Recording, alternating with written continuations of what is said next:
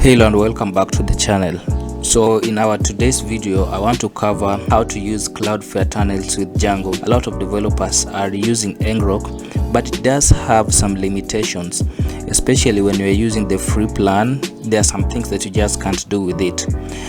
Take for instance, when you are testing like a subdomain, the first thing is that Ngrok doesn't provide subdomains for the free plan, so which means you need to upgrade for the pro plan, which can really be expensive at some times when you just want to test something.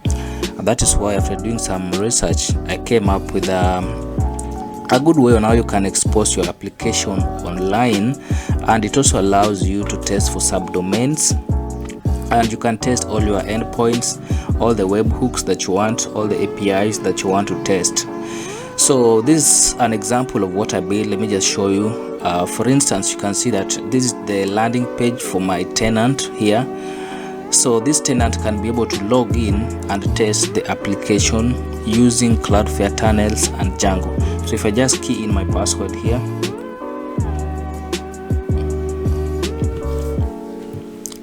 you can see that the connection is secure. It's securely exposed to the internet, which means if I want to test for services such as the M-Pesa APIs for every tenant, it's possible, and it will give me back a response, as opposed to Ngrok, which is limited.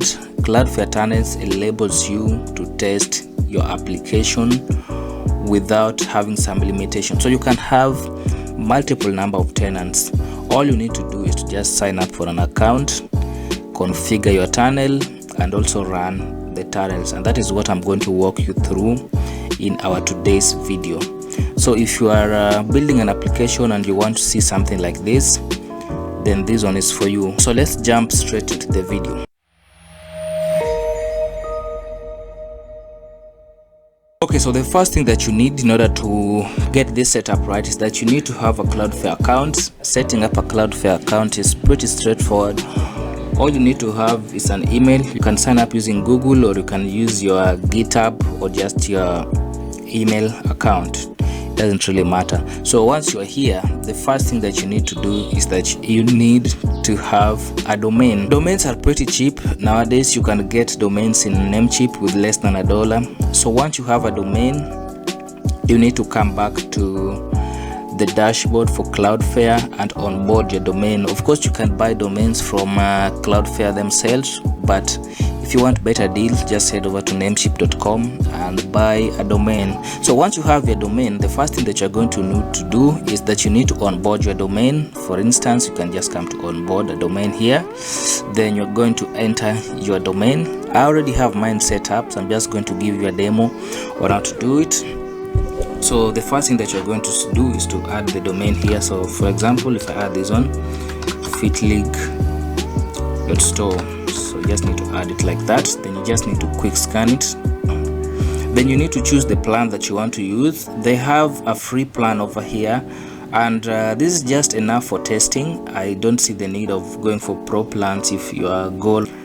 Okay, so the scan will go on just like that. You can see that you've made some common record. So the next thing that you need to do after registering your domain from Namecheap or just any other registrar of your choice is that you need to add the name servers for Cloudflare inside your domain name registrar. For if it's Namecheap, you just go to manage domain, then under name servers you just need to add the name servers for Cloudflare.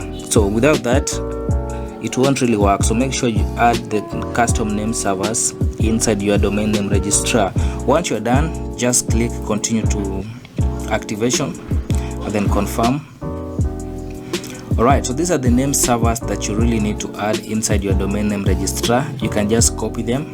It's hailey.ns.cloudflare.com and logan.ns. So you can just copy them and then go and add them inside your domain name registrar. Then we're just going to hit continue.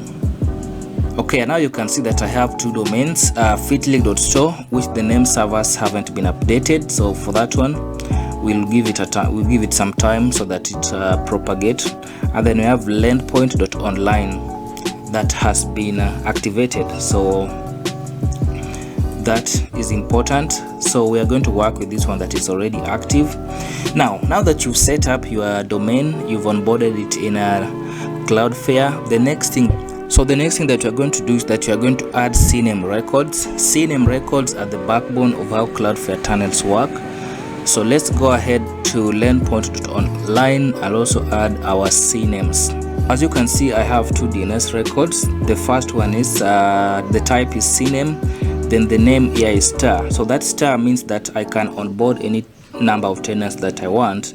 So I don't want to fix it to just one tenant. We're going to add is another CNAME. Now this is now the public domain, learnpoint.online. This is going to be the public domain where everybody can access. Then as you can see, we also have the tunnel ID that you can see over here. This is going to be the content for that. This is what Cloudflare gives us whenever you create a tunnel. So that is that for our Cloudflare. Now let's go ahead and actually create a tunnel. So the next thing that you need to do is to actually run cloudflared.login. So that will create like a permission file inside your Cloudflared folder. So once you have that, you are good to go. It will run and then it will authenticate inside your browser. Then you will be able to select the domain. So once you have that, the next thing that you need to do is to just create a tunnel. Once again, you can create a tunnel using your dashboard, or you can just create it via the terminal. So to create it via the terminal, all you need to run Cloudflare tunnel, then followed by create. The name of the tunnel, you can just call it anything, but for this one I'm just going to call it learnpoint online. Yeah, so that is how you create a tunnel using the command line, or alternatively you can just go ahead inside the Cloudflare dashboard and then create a tunnel in there. So once you have a tunnel, the next thing that you need to do is that you need to create some ingress rules. So ingress rules are what tells Cloudflare where to forward the request. So when a request hits Cloudflare actually needs to know where to forward that request locally. So that is where ingress rules comes in. And then ingress rules, the way you add them is that you create a YAML file inside your computer, preferably where the directory for the Cloudflare is. So we are just going to go inside our machine and then create some ingress rules for our Cloudflare to know where to forward those requests. So I've already gone ahead and create some config. This is the ID that you will get whenever you create a tunnel, so make sure you keep it. Once you have that, these are now the ingress rules. It just tells the host name, it's going to be learnpoint.online. Then the service, this is where it's going to forward the traffic to. So learnpoint.online is going to forward the request to the localhost, that is our Django application. Then we also have another host name. This is going to now be for my tenants. Then the service is going to be the same. Then we also have a catch-all rule over here that will just return 404 when no service is found.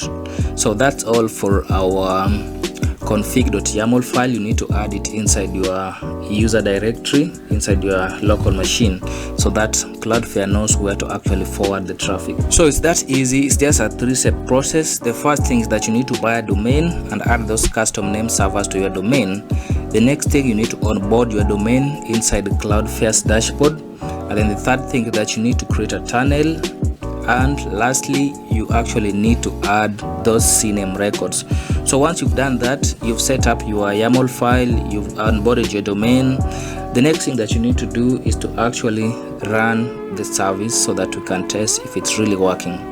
So let's go ahead and test it. You need to run Cloudflare Tunnel, run learnpoint local. So remember, learnpoint local is the name of the tunnel that we created. So if you run it, you can actually see that it's running. So some of the errors that you might encounter is like 502. 502 is when your Django application is not running, and 503, that means that you've made some error inside your YAML file.